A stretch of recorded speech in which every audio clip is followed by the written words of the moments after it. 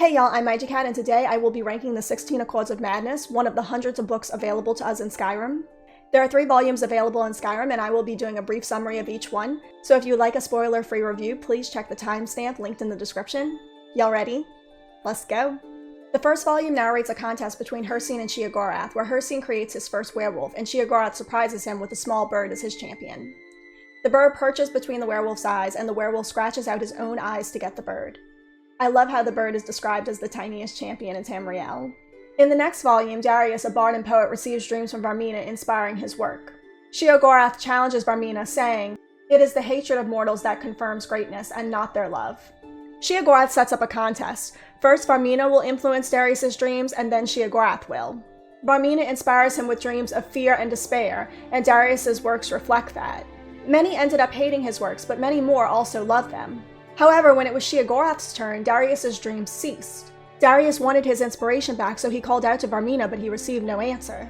He began to believe that he was once mad, and now his madness was cured. His work begins to suffer from lack of inspiration. And his hate and resentfulness for the deities grew into disbelief. He began to write works challenging and mocking the gods who never answered him. People hated his creations. Soon, no one was safe from Darius's mockery and criticism, even nobles and kings. He wrote The Noblest Fool, criticizing Tiber Septim for integrating into the pathetic Nine Divines cult. The king of Daenia, having been insulted by Darius's works before, found this as an opportunity to execute Darius for sacrilege against the empire. 20 years after they began the challenge, Sheogorath and Varmina meet over Darius's corpse. Varmina browbeat Sheogorath for doing nothing with his time, while Varmina haunted Darius with the most gruesome of dreams. But Sheogorath says that his plan worked because he inspired total hatred through his silence. Without his mistress, this man's character could ripen under resentment and hatred.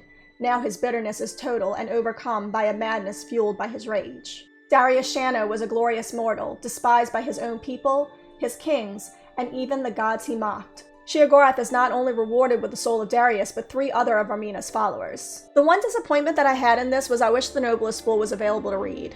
But it makes sense that a sacrilegious book would have been burned, and since it inspired total hatred, nobody would have wanted to save it. It's also interesting that Sheogorath's definition of greatness is not success. Darius seemed the most successful when he was under the influence of Varmina. He both had people who loved his work and people who hated it. When Sheogorath said the measure of greatness is other people's hatred, I was nodding my head. Because it's true that the more successful you are, the more people will love you, but also the more people will hate you because they're reflecting their lack of success onto you. But that's not what Sheogorath meant. He takes it a step further and says that to be truly great, you must be despised by all. The next volume focuses around Emmeg, a great orc warrior. One night, a stranger approaches him and gifts him a sword named Neb Crescent. A week later, Emmeg hears someone's footfalls and grabs Neb Crescent. Something otherworldly takes over him, and his actions are no longer his own. He realizes that he has killed an orc woman and flees the scene.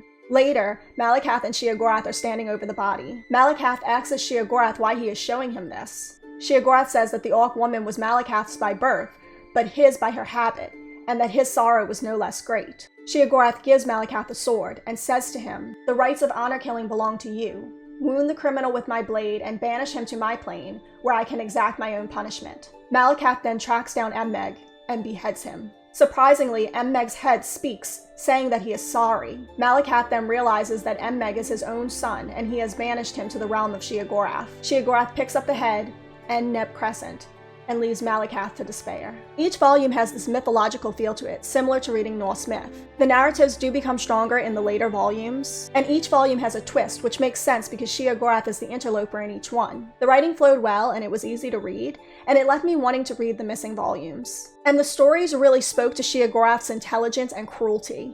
He comes across as a smooth talker capable of tricking anyone. And his madness doesn't seem to be outside the bounds of reality, but instead it's a cold and calculating psychopathy that drives other people mad as well. I really love these stories. They personalize the daedric princes without humanizing them. And the storytelling was good, and the style was perfect for the genre. I give the 16 Accords of Madness 4 sweet rolls out of 5. Thank y'all so much for watching, and if there are any books that y'all would like me to rate next, please let me know. And if you liked the video, don't be afraid to subscribe.